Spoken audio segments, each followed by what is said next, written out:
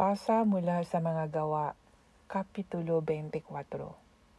At pagkaraan ng 5 araw ay lumusong ang Pangulong Saserdoting si Ananias na kasama ang ilang matatanda at ang isang tertulo na mananalumpati, at sila'y nangagbigay alam sa gobernador laban kay Pablo. At nang siya'y tawagin, si Tertulo ay nagpasimulang isakdal siya na sinasabi, "Yamang dahil sa iyo'y nangagtatamo kami ng malaking kapayapaan, at sa iyong kalinga ay napawi sa bansang ito ang mga kasamaan. At tinatanggap namin ito sa lahat ng mga paraan at sa lahat ng mga dako, kagalang-galang na Felix ng buong pagpapasalamat. Datapwat nang huwag akong mabagabag pa sa iyo, ay ipinamamanhi ko sa iyo na pakinggan mo kami sa iyong kagandahang loob sa ilang mga salita. Sapagkat nangasumpungan namin ang taong ito'y isang taong mapangulo at mapagbangon ng mga paghihimagsik sa gitna ng lahat ng mga Hudyo sa buong sanglibutan, at namiminuno sa sekta ng mga Nazareno, na kanya rin namang pinagsisikapang lapastangin ang templo na siya ring dahil sa aming inihuli. Datapwat dumating ang Pangulong Pinunong si Lisayas at sa pilitang inagaw siya sa aming mga kamay, na mapagtatalastas mo sa iyong pagsisiyasat sa kanya ang lahat ng mga bagay na ito na laban sa kanya'y isinasakdal namin. At nakianib naman ang mga Hudyo sa pagsasakdal, na pinatutunayan na ang mga bagay na ito'y gayon nga. At nang siya'y mahudyatan ng gobernador upang magsalita, si Pablo ay sumagot, "Yamang nalalaman ko na ikaw ay hukom sa loob ng maraming mga taon sa bansang ito, ay masiglang gagawin ko ang aking pagsasanggalang. Sapagkat napagtatalastas mo na wala pang 12 araw buhat nang ako'y umahon sa Jerusalem upang sumamba. At hindi nila ako nasumpungan sa templo na nakikipagtalo sa kaninuman o kaya'y nanggugulo sa karamihan, ni sa mga sinagoga, ni sa bayan.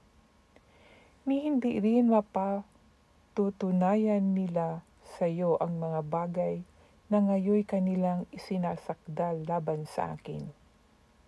Ngunit ito ang ipinahahayag ko sa iyo, na ayon sa daan sa kanilang tinatawag na sekta, ay gayon ang paglilingkod ko sa Diyos ng aming mga magulang, na sinasampalatayanan ang lahat ng mga bagay na alinsunod sa kautusan at nangasusulat sa mga propeta, na may pag-asa sa Diyos na siya ring namang hinihintay nila, na magkakaroon ng pagkabuhay na maguli ng mga ganap at gayon din ng mga di ganap. Nang dahil nga rito'y lagi rin akong nagsasanay upang magkaroon ng isang budhing walang kapaslangan sa Diyos at sa mga tao. At nang makaraan nga ang ilang mga taon, ay naparito ako upang magdala ng mga limos sa aking bansa at ng mga hain, na ganito nila ako nasumpungang pinalinis sa templo, na walang kasamang karamihan, ni wala ring kaguluhan. Tatapat mayroon doong ilang mga Hudyong galing sa Asia, na dapat magsiparito sa harapan mo at magsakdal kung may anumang laban sa akin. O kaya'y ang mga tao ring ito ang mangagsabi kung anong masamang gawa ang nasumpungan nila nang ako'y nakatayo sa harapan ng Sanhedrin. Maliban na sa isang tinig na ito na aking isinisigaw, nang nakatayo sa gitna nila tungkol sa pagkabuhay na mag-uli ng mga patay, ako'y pinaghahatulan sa harapan ninyo sa araw na ito.